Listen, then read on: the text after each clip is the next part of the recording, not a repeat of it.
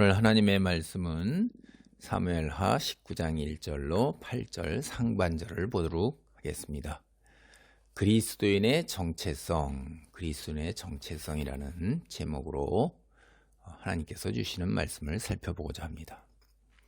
로버트 슐러 목사라는 이름을 들어본 사람들이 굉장히 많을 거예요. 한때 미국뿐 아니라 전 세계에서 가장 영향력 있는 목회자, 텔레비전 설교자였습니다. 그분이 이제 최첨단 장치를 갖추고 모든 벽면을 투명한 유리로 만든 수정교회 크리스탈 처치를 설립을 했죠. 그가 주장하는 이야기가 이제 적극적 사고 방식이라고 이야기해요. 그는 신념에 의해서 인생의 성공을 달성하는 적극적 사고 방식의 1인자이다. 이렇게 말들을 합니다. 그가 주장하는 요지는 이래요.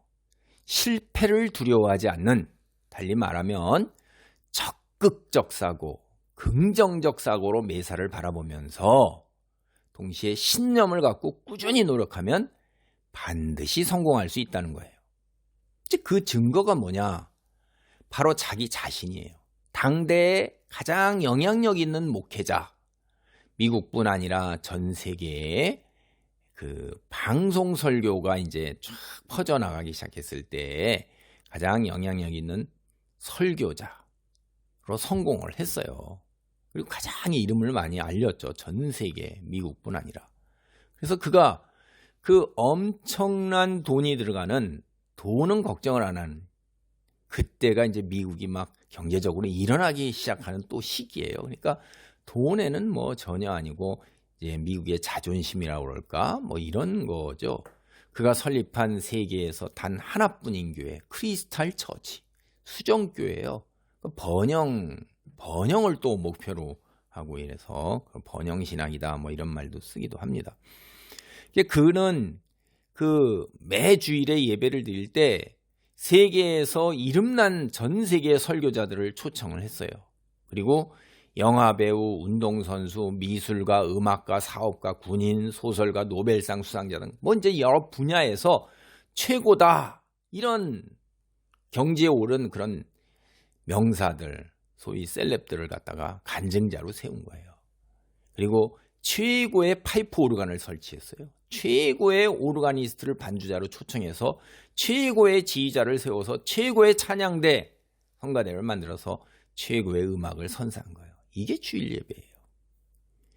그리고 매년 부활절하고 크리스마스 때 그 교회 안에 호화 무대를 만들어가지고 화려한 음악과 드라마를 공연하면서 최고의 명성을 얻은 거죠. 사람들이 볼거리가 어마어마하잖아요. 그냥 거기다가 이 적극적 사고, 실패는 없다, 신념을 갖고 노력하면 마침내 이룬다. 그리고 증거가 보이잖아요. 이 매일 어떻게 보면 매주일마다 이렇게 드러나는 그 쇼 비즈니스 같은, 예배자가 아닌 관람객, 청중객으로서 환호하는 이 속에서 기가 막힌 소위 그 사람들은 이제 그걸 예배라고 그러지만 그런 것들이 벌어지고 있던 거죠. 그래서 수정교회가 1만 명의 교인들이 모여요. 1만 명의 교인들. 자신들을 불가능이 없는 세계 최고 명품 교인들이다. 이렇게 자부하게 로버트 슐러 목사가 이끌었던 것입니다. 근데 그가 사망하자 수정교회가 그 짓느라고 들어간 돈, 부채를 감당하지 못해서 결국 매각할 수밖에 없었고, 그거를 가톨릭이 다행히 인수한 거예요. 그래서 지금은 그의 딸이 이제 예배를 임대해서 드리고 그곳에서 예배를 드리고 있는데, 옛날의 명성이나 그런 것들 모두 다 사라진 지 오래됐습니다, 벌써. 그의 주장에 흠이 있는 게 뭐냐면 하나님이 아닌 인간 중심이었다. 그 사실을 이제 깨닫는 사람들이 생겨난 거예요. 이게 과연 하나님을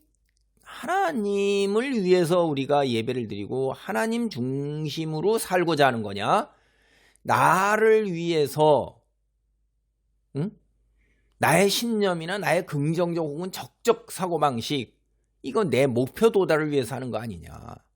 그러니까 성경 말씀이나 성경의 힘을 빌어서 내 욕심을 채우고자 하는 것에 이런 것들이 도구로 사용되는 게 아닌가 하는 그런 것들을 깨닫기 시작한 거예요.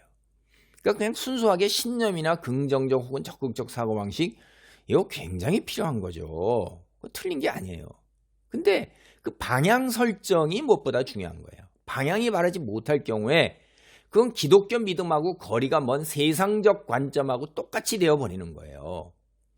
제가 다시 말하면 내가 목표를 설정하고 내가 열심히 노력해서 내가 설정한 목표를 이루어내는 것, 이거 믿음이 아니라는 거예요. 믿음이라는 걸 틀로 씌워서 믿는 자에게 능치 못함이 없다, 하나님께서 반드시 이루어 주신다 라고 내 탐욕을 하나님을 뒷배경으로 해서 갖다가 위로받고 격려받고 그걸 해서 도전해서 이루어내는 거죠.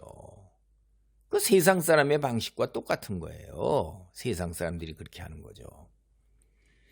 그리스도인은 나의 목표가 아닌 거예요. 나는 누구냐면 피조물이에요. 창조주 되신 하나님의 말씀에 따라서 사는 것을 목표로 설정해야 되는 거예요. 이게 이제 저는 젊었을 때 이게 굉장히 받아들이기 어려웠어요. 못 받아들였습니다. 자칫 자신이 계획하고 설정한 목표를 하나님의 뜻이라 오해하거나 착각해요. 아니, 그렇게 자기의 목표가 하나님의 뜻이라고 자기 스스로 자기 신념화 시키는 거예요. 그런 경우가 굉장히 많습니다. 우리 이거 조심해야 돼요. 그러니까 제가 목회를 하면서도 이제 공부를 할 때 내가 하나님의 일을 한다고 생각하기 쉽다 이 말이에요. 이거 굉장히 잘 분별해야 돼요. 많은 경우에 유명한 분들과 많은 경우에 대형교회나 뭐 이런 거를 우리가, 그건 저는 긍정적으로 봐요. 근데 하나 경계하고 조심해야 될 게, 그것이 과연 하나님의 목표고 하나님의 일인가 하는 거예요. 본인들은 그런 이 사역자 입장에서 그 교회를 성장시키는 것, 번영시키는 것이 하나님의 뜻이라고 생각하고 그렇게 거기에 매진을 한단 말이에요. 세상적인 방법을 동원해서 교회 안에 세상의 마케팅, 경영 이런 걸 도입해 와가지고선 교회가 하나의 조직으로, 시스템으로 돌아가고 프로그램을 돌린다 이 말이에요. 그게 과연 하나님께서 바라시는 일이고, 아니 그게 하나님께서 그들에게 주신 소명일까요? 그러니까 하나님이 사람을 택하여 세우시고 교인들을 불러 모으셔서 하나님이 그들을 목회자, 사역자들에게 맡기고 잘 양적으로, 영적으로 성장해라. 양적으로 키우지 말고 질적으로 키워라. 양도 중요한데 질도 굉장히 중요한데 우리는 양으로 승부를 보는 것으로 한때 흘러갔다 이 말이에요. 오늘날 이제 우리가 한국 교회를 보면 무너지기 시작하는 속도가 올라간 속도와 같이 똑같이 가속도가 붙어서 유례를 보기 드물게 그렇게 무너져 내리고 있습니다. 이대로 놔두면 우리도 유럽과 같이 될 거예요. 미국도 무너져 내리긴 하는데 미국은 오랜 세월에 걸쳐서 무너져 내릴 겁니다. 오랜 세월에 저력 있게 그렇게 구축을 해놨는데도 지금 미국 교회도 무너져 내리는 게 너무나도 확연합니다. 신학교가 다 사라지고 그 다음에 동성애, 뭐 성경에서 금하고 하나님 말씀에서 금하는 일들을 다 교단들, 대형교회 교단들, 대형교 교회들이 다 거꾸러지고 있으니까요. 근데 이제 그리스도인은 이걸 잘 생각하셔야 돼요. 제가 동기들 사역자들 모임에서도 설교를 했을 때, 저를 설교자로 몇 년 동안 있다 세웠을 때, 제가 설교할 때 하나님께서 나를 통해 일을 하시도록 해야 한다고 제가 설교를 했어요. 제가 보기에는 내가 하나님의 일을 하는 게 아니라 하나님께서 나를 통해 일을 하시는 거죠. 다시 말해 그리스도인은 자신이 하나님의 손에 붙잡힌 도구여 수단에 지나지 않음을 자각해야 돼요. 이거 제가 고등학교 때부터도 우리 목사님들도 저희들한테 그렇게 사경회에서도 부흥회에서도 늘 여러분들 많은 목사님들이, 이름 있는 목사님들이 말씀하셨어요. 저희 담임 목사도 그렇게 얘기했고, 그런데 현실에서는 그렇지가 않아요. 그렇게 얘기를 하면서도 자신이 목표를 설정하고 그것이 마치 교회 성장이 큰 건물을 짓고 교인 수를 늘리는 것이 그게 하나님의 목표, 하나님께서 우리에게 주신 영적인 비전이라고, 꿈이라고 그렇게 얘기하는데 과연 그럴까요?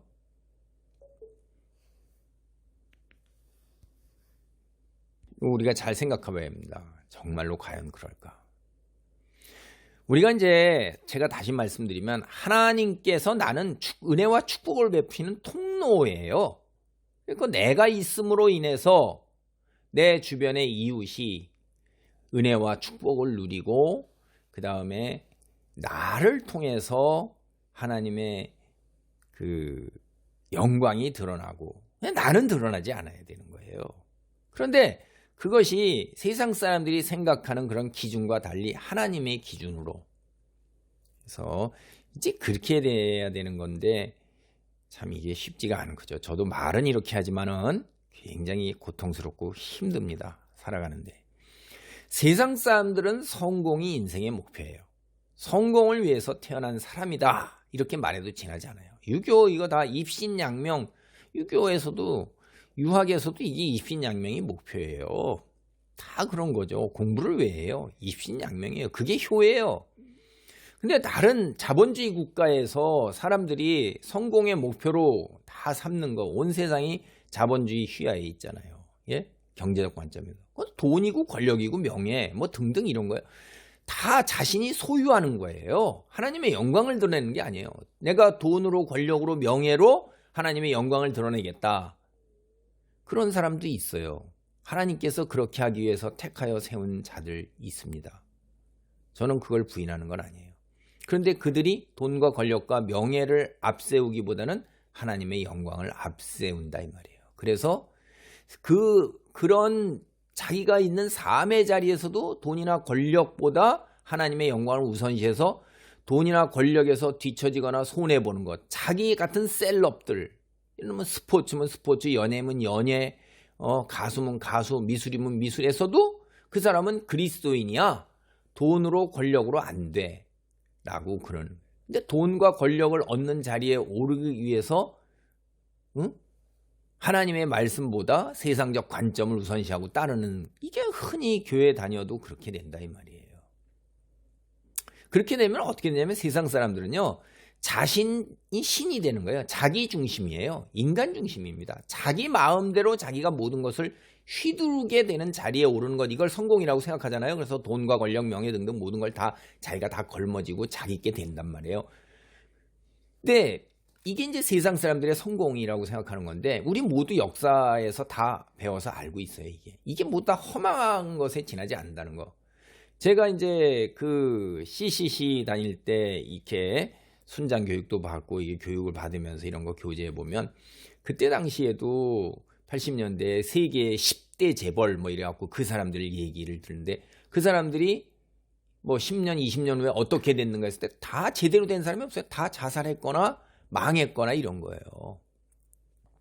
그러니까 그것뿐만 아니라 역사를 통해서 우리가 학교에서 배웠을 때 제일 높은 자리가 오늘날 대통령인 왕인데 그 왕을 추구하느라고 인륜을 다 저버린 사람들 거기에 올라서기 위해서 이스라엘 역사에서도 그런 거 많이 나오죠. 그 사람들의 최후가 어떻게 됐는가?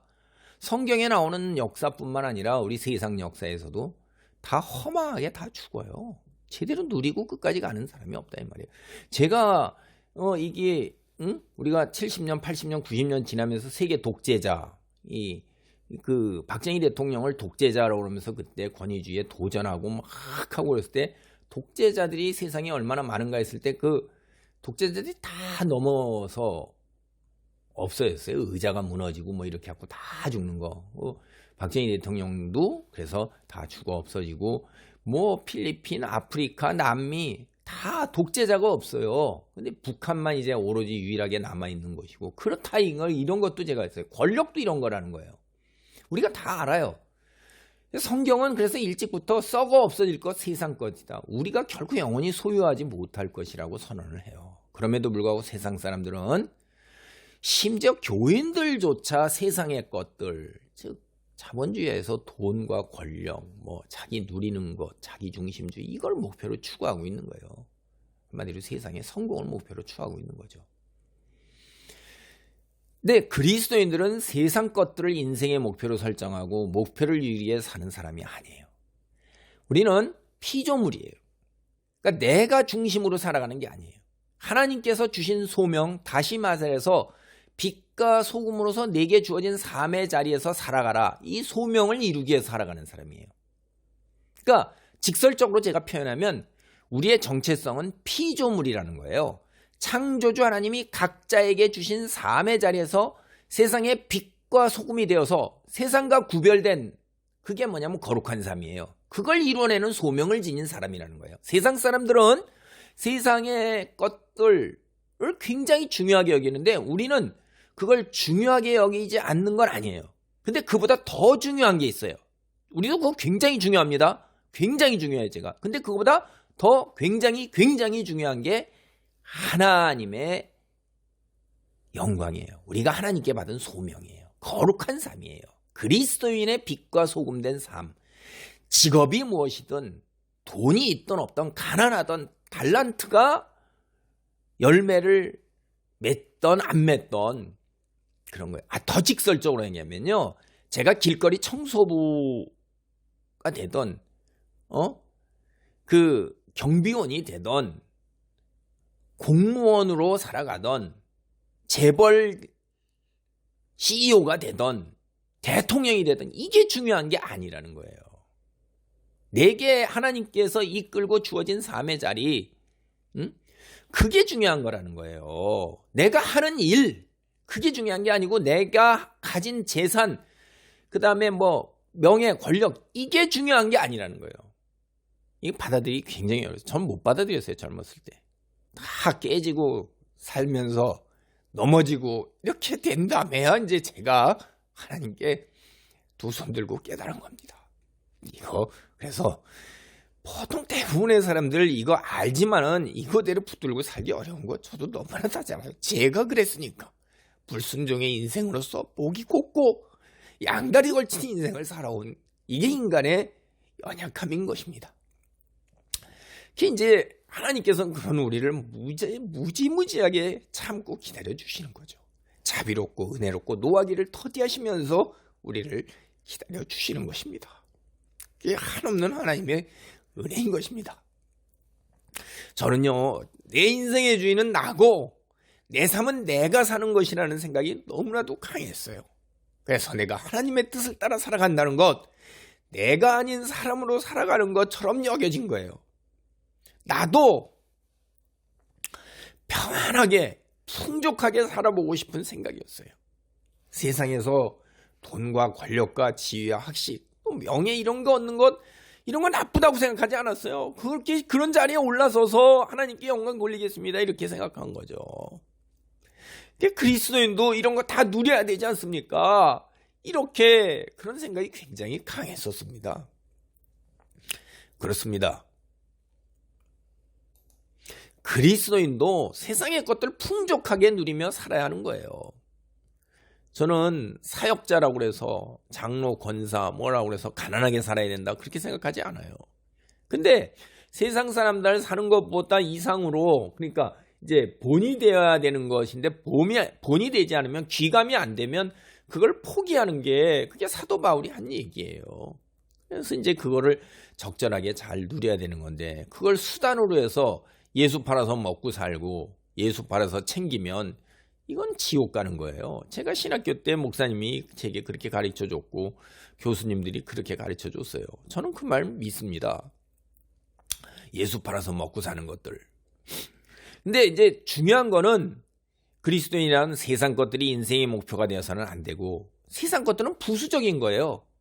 그걸 내 힘으로 얻으려고 막 그걸 인생의 목표로 세우는 게 아니라 주께서 채워주신다 이 말이에요. 그걸 믿어야 되는 거예요. 주께서 주시는 것에 족한 줄 알고 감사하고 그리고 이제 누리는 것 그게 삶이 돼야 되는 거예요. 쌓으려고 들지 마세요. 이것이 이제 그리스도인에게 주어진 운명입니다.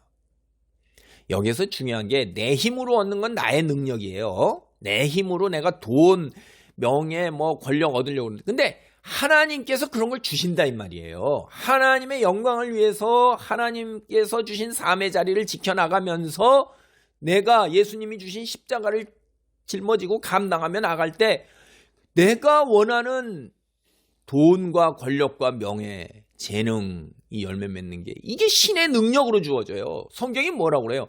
하나님께서 세상의 통치자가 되셔서 사람들을 높이시고 낮추시고 귀하게 하시고 부하게 하시고 가난하게 하신다 이 말이에요. 일찍부터 이스라엘의 우리 믿음의 선조들이 이걸 다 깨달았어요. 그것이 성경에서 곳곳에서 하는 얘기예요. 이게 와서 닿지가 않죠.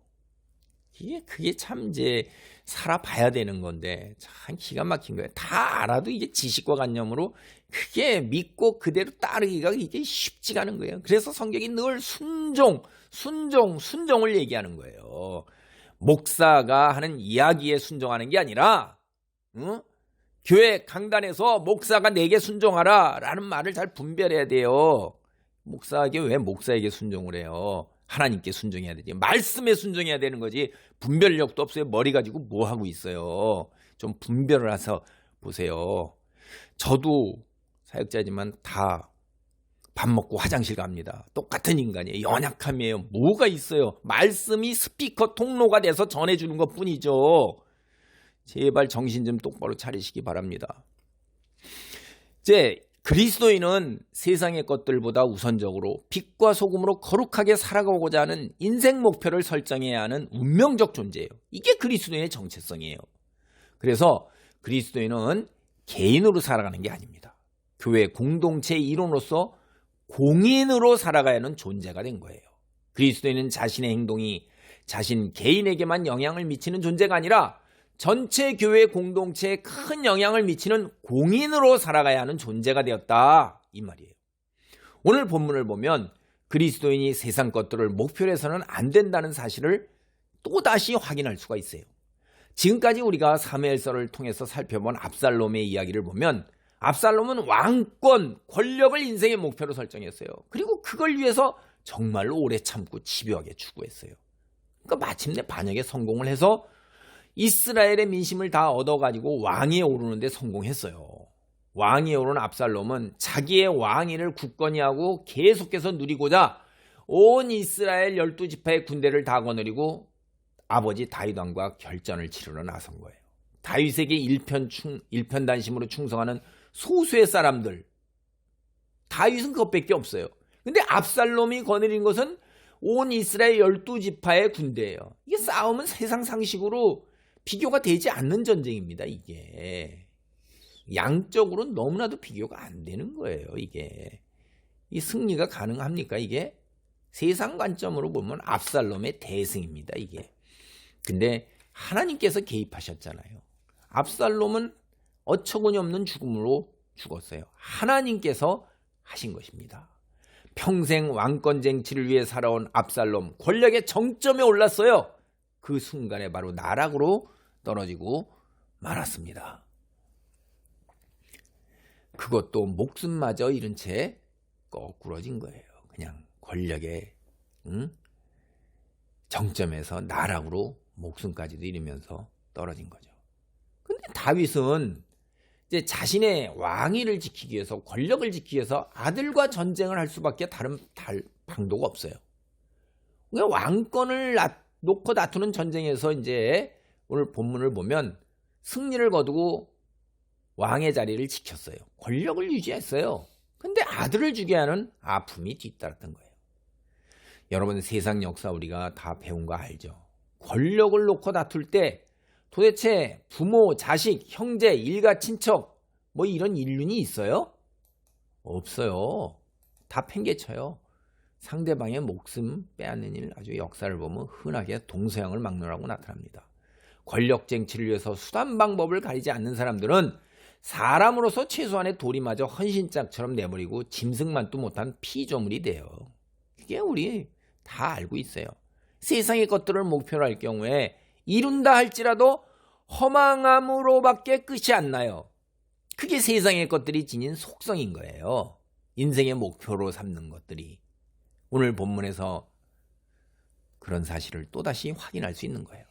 왕권 쟁취 전쟁에서 패한 압살롬이나 이긴 다윗이나 모두 허망함 속에서 몸부림치고 있다는 걸 우리는 볼 수 있어요.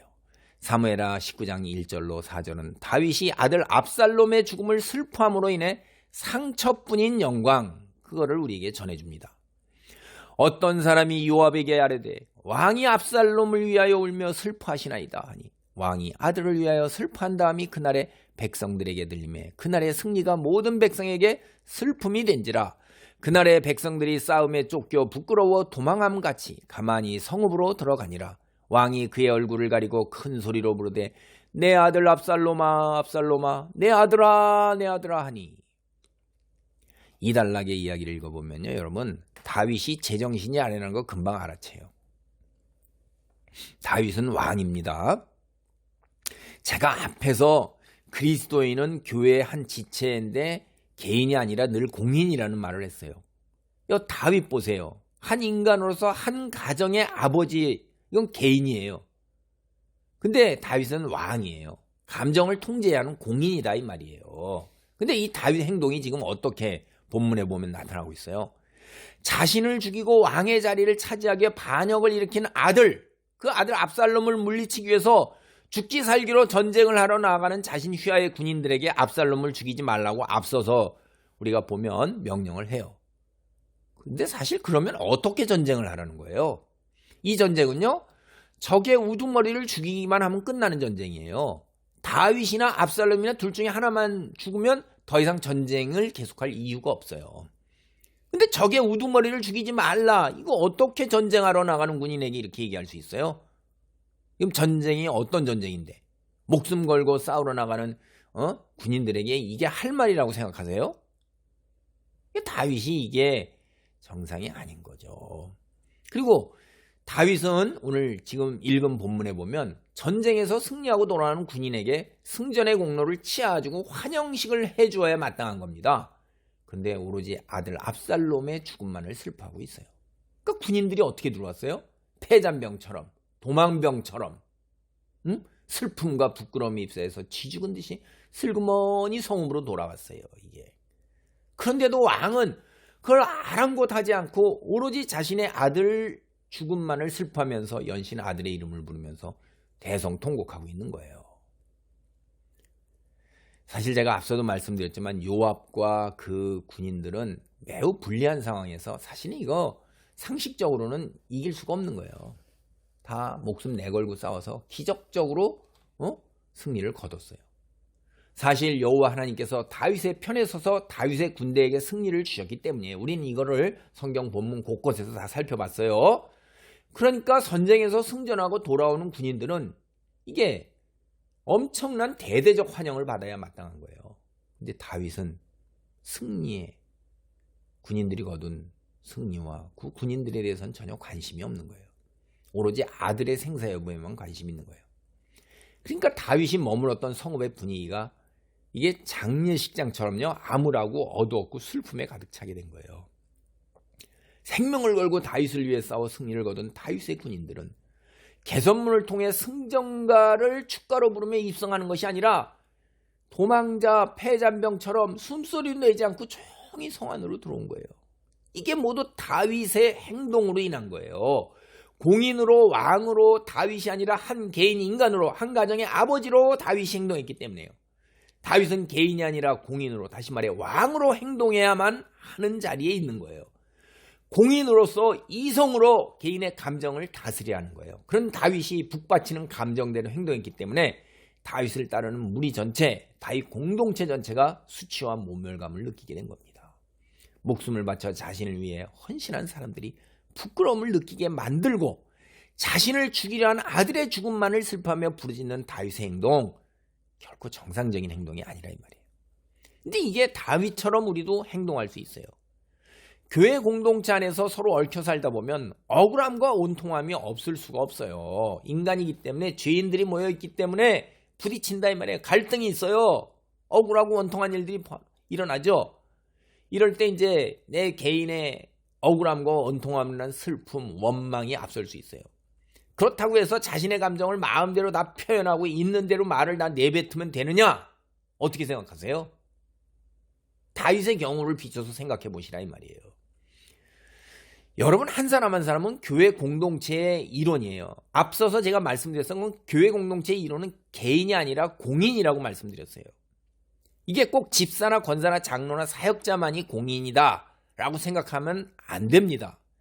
교회 공동체 구성원은 누구나 이미 개인이 아니라 교회 공동체의 한 지체이고 공인인 것이에요.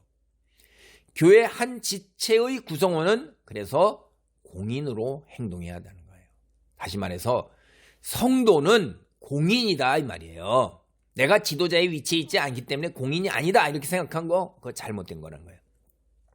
직분 맞지 않더라도 그리스도인이 이미 교회 공동체의 지체로서 공인이라는 것을 제가 거듭해서 강조해서 말씀드립니다.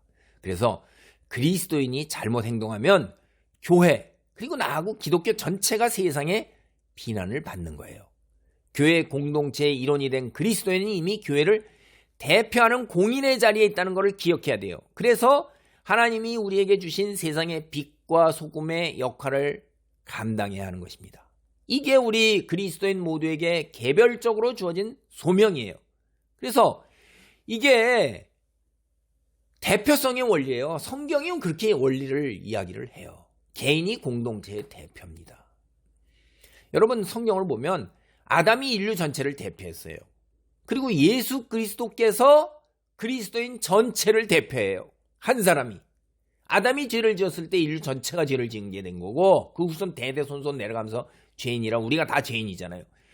예수님께서 두 번째 아담으로 죄값을 치렀을 때 인류 전체를 대표해서 인류 전체의 죄값을 치른 거예요. 그래서 기독교는 개인이 공동체의 지체라는 대표성의 그 원리 아래에 있는 거예요. 그러니까 개인은 공동체 지체의 공인이에요. 우리 한 사람 한 사람이 공동체의 공인으로 다 공동체의 동시에 대표가 되는 거예요. 우리가 하나님의 어떻게 해요? 거룩한 대사다라고 성경이 얘기해요. 복음을 전하는 데 있어서 대사다 이 말이에요. 전권을 위임받은 대통령의 전권을 위임받은 외국에 나갔을 때 그 나라를 대표하는 대사예요. 하나님 나라를 대표하는 대사 우리 한 사람 한 사람이 다 그런 위치에 있는 사람이에요. 개인으로 살아서는 안 됩니다. 교회 공동체의 한 지체로서 교회 공동체의 일원으로 공인으로 살아가야 하는 거예요. 이게 우리의 정체성이에요. 사무엘하 19장 5절로 8절 상반절은 요압이 이제 사태를 수습하는 이야기입니다. 5절로 7절을 먼저 봅니다. 요압이 들어가서 왕께 말씀하되 오늘 왕의 생명과 왕의 자녀의 생명과 처첩과 비빈들의 생명을 구원한 모든 부하들의 얼굴을 부끄럽게 하시니 이는 왕께서 미워하는 자는 사랑하시며 사랑하는 자는 미워하시고 오늘 지휘관들과 부하들을 멸시하심을 나타내심이라. 오늘 내가 깨달으니 만일 압살롬이 살고 오늘 우리가 다 죽었다면 왕이 마땅히 여기실 뻔하였나이다. 이제 곧 일어나 나가 왕의 부하들의 마음을 위로하여 말씀하옵소서. 내가 여호와를 두고 맹세하옵나니 왕이 만일 나가지 아니하시면 오늘 밤에 한 사람도 왕과 함께 머물지 아니할지라. 그리하면 그 화가 왕이 젊었을 때부터 지금까지 당하신 모든 화보다 더욱 심하리이다 하니. 다윗이 통곡한다는 소식을 들은 요압이 다윗을 찾아왔습니다. 요압의 입장은 아주 난호했어요. 왕을 위해서 목숨을 내놓고 싸운 군인들을 잘못 대접해도 유분수지 어떻게 이런 일이 있을 수 있느냐 하는 거예요. 요압의 항의를 요약하면 다음과 같아요. 첫째, 왕을 위해 싸운 군인들을 부끄럽게 만들지 말라는 거예요. 목숨을 다해 싸워서 왕과 왕의 아내들, 자식, 후궁들의 목숨을 구했는데 어찌 왕은 이들의 영웅적인 행동을 부끄럽게 만들고 있느냐 하는 거예요. 두 번째, 왕은 자신의 군대가 패하고 차라리 압살롬이 승리하기를 원했던 것 같은 그런 행동을 삼가야 한다는 거예요.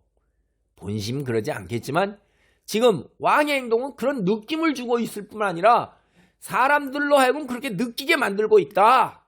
이렇게 이야기하는 거예요.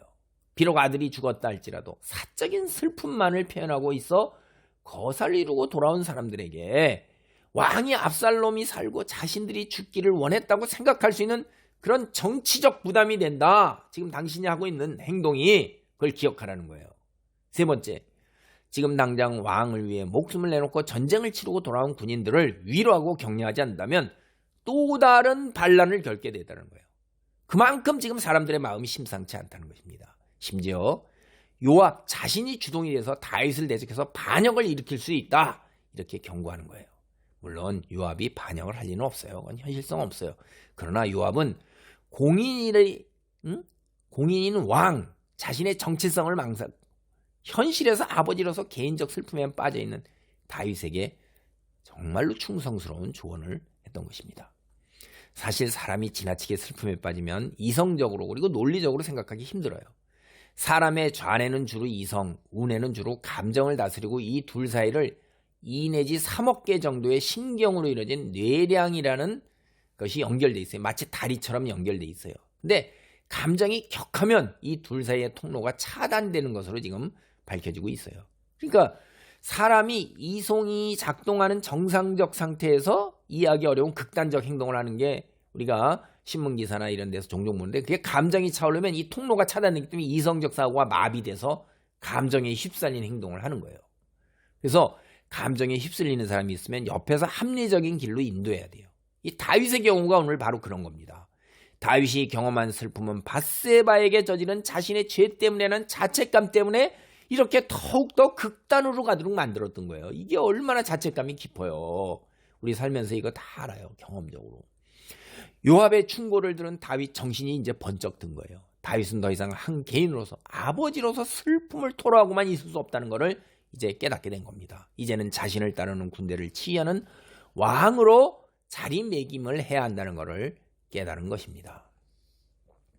사무엘하 19장 8절 상반절입니다. 왕이 일어나 성문에 앉음에 어떤 사람이 모든 백성에게 말하되 왕이 문에 앉아 계신다 하니 모든 백성이 왕 앞으로 나아오니라. 다윗은 다시 왕의 자리에 앉았습니다. 드디어 다윗은 성문으로 나가서 성문 누각에 앉아 모습을 드러내고 군인들을 위로했습니다. 다윗이 성문에 앉아 위로의 말을 건네는 모습을 보고는 군인들이 마침내 마음의 안정을 찾기 시작했습니다. 다윗은 왕으로서 본래의 모습으로 되돌아왔던 것입니다. 다윗이 요압의 충고를 받아들여 개인이 아닌 공인, 즉 왕으로서의 역할을 다하자 이제 요동치던 군인들의 마음이 진정되면서 일단 상황이 정리되었습니다. 오늘 말씀을 정리합니다. 그리스도인으로 교회 공동체의 지체인 우리는 오늘 본문과 같은 사건을 작금의 현실에서도 이미 잘 알고 있습니다. 혹간 우리가 다니던 교회에서 분란이 생겨서 겪었기 때문에, 또는 다른 교회의 분란을 전해 들었기 때문에 우리는 알고 있어요. 교회 사역자 혹은 직분자, 때로는 이단 사설 등이 침투해와서 교회의 패권을 차지하기 위해서 분열을 일으킬 때 공인보다 개인으로 행동하면, 직설적으로 표현해서 교회 공동체의 안녕과 하나님의 영광보다 교회 안에서의 자신의 위치, 세력 또는 돈, 이런 것 등을 더 우선적으로 생각해서 투쟁에 앞장서거나 가담하는 일을 서슴지 않는 교인들도 적지 않다는 거예요. 있다는 거예요. 그 결과는 뻔한 거예요. 하나님의 영광은 가려지고 교회는 분열되고 승패를 떠나서 지체들 사이에 갈등과 미움과 원망이 남아요. 결과적으로 교회는 망가지고 성도가 아닌 교인들에게는 하나님의 진노의 심판만이 기다리고 있게 됩니다. 돈과 권력 등 세상의 것들을 추구하는 자나, 심지어 그래서 세상의 것들을 차지한 자라 할지라도 결코 만족감이나 기쁨이 오래가지 못한다는 것을 제가 말씀드립니다.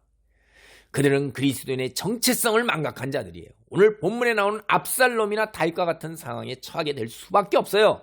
우리가 조금이라도 이성적이라면 오늘 본문 사건 혹은 우리가 겪은 삶의 경험을 통해서 그리스도인의 정체성을 한순간도 잃지 않고 언제나 빛과 소금된 자로 공인으로 살아야 할 것입니다. 주님의 큰 권능 안에 멀며 소명을 온전하게 이루어내기 바랍니다. 아멘, 아멘. 할렐루야. 아버지 감사합니다.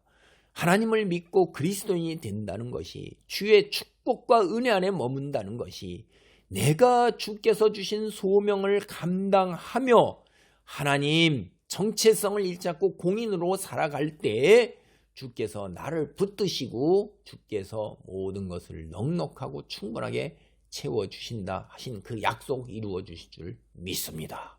인내하고 참고 기다리며 주여 피조물로서 분수를 알고 정체성을 지켜나가는 은혜가 내게 넘치기를 간절히 기도합니다. 예수님의 이름으로 기도하옵나이다. 아멘.